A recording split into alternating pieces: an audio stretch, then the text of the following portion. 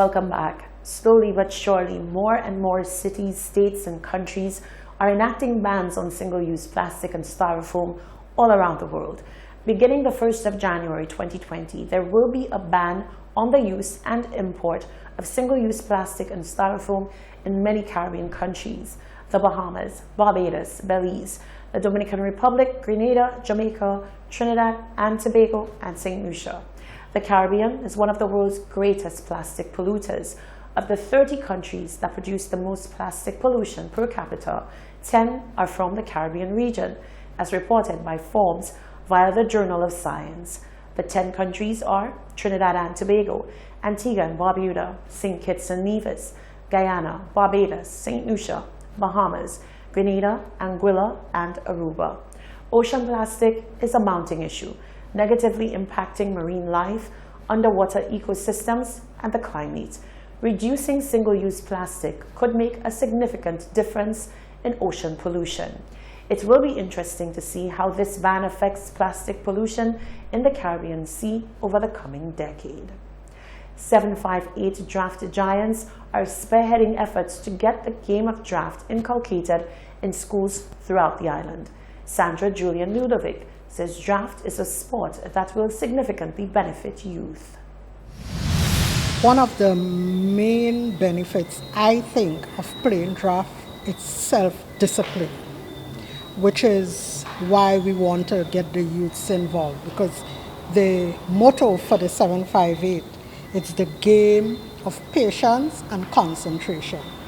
You must have patience and you have to concentrate to be able to get anywhere in this game, because you sit for long periods concentrating, then it's difficult for your mind to stray and you get involved in other things. So it is actually a game that can keep the youth occupied for a long period, because 2 games can easily take you an hour. So that you have to have a level of discipline and concentration that will help you, and I think it is one of the sports that can keep the youths occupied. She says while draft is not the answer to stopping crime, it will undoubtedly help youth stay meaningfully engaged. Crime is not easily solved. It will not solve it, but it can help, because you're actually dealing with another individual rather than they're just in their phone playing with and just thinking about themselves. They're actually dealing with another individual, and you have to have patience and you have to have self-control. So it teaches you that. Ludovic makes a case for a return to wholesome family games like drafts. She particularly wants to see such games introduced in juvenile facilities. I think it is a very, very good initiative to introduce games like draft into these systems, because again we have to emphasize self-control, discipline, patience, concentration. Once you can get a youth to empower these attributes, I think the nation is going to be better for it. I think what we need is to start getting that sort of discipline in our young children from early. Like the old people say, you cannot bend the tree after it's grown.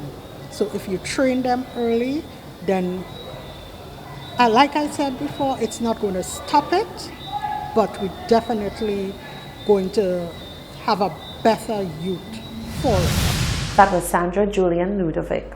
The National Workers' Union on the 2nd of September 2019 relocated to the first floor of Unity House at number 7 Morris Mason Avenue in Sans Souci, Castries. The long-standing industrial relations champions were pleased to call the new location home. No longer operating from the rental space on Bourbon Street in Castries after 47 long years, the Deputy President General Solis Myers, looking back, describes the move as a major milestone for the union in 2019. After 40 plus years of being around, we finally have an official building, a place to call home, our membership to be very proud of. The official groundbreaking ceremony, for lack of better words, will be done early in the new year. And apart from a proud membership, the new accommodation looks to create a more comfortable location for dealing with industrial matters. The NWU is hoping to foster a better trained workforce and protect employees from unjust dismissal through collective bargaining agreements. The union continues to rally for improved wages, job security, health, safety, and equality.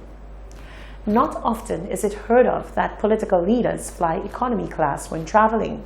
However, this is exactly what British Prime Minister Boris Johnson and girlfriend Carrie Symonds did.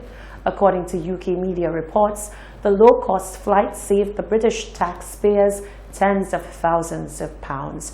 The pair flew economy class to their Caribbean New Year break, which included a brief stopover in St. Lucia. The traditional RAF flights cost somewhere in the region of £100,000. The British PM recently won a major election victory, gaining a majority of 80 after crushing the Labour Party. During his stop in St. Lucia on Thursday, the 26th of December, Johnson and Prime Minister Alan Shasley met at the Uanora International Airport and held brief discussions.